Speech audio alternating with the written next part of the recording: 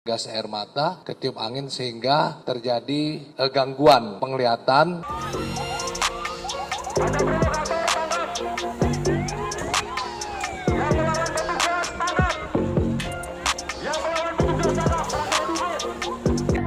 Mati kayak gini Pak, orang kami mau membunuh masyarakat ini Pak.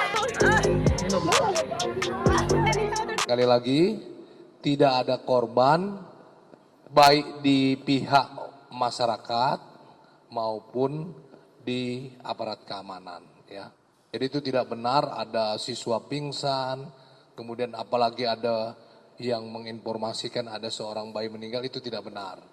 Kita sudah lakukan pengecekan, itu tidak benar. Yang ada karena tindakan pengamanan oleh aparat kepolisian dengan menyemprotkan gas air mata, ketiup angin sehingga terjadi gangguan penglihatan untuk sementara, dan pihak Polda Kepri sudah membantu untuk membawa ke tim kesehatan. Dan sekali lagi,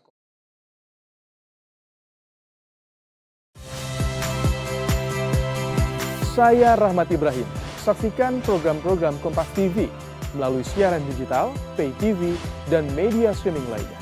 Kompas TV, independen, terpercaya.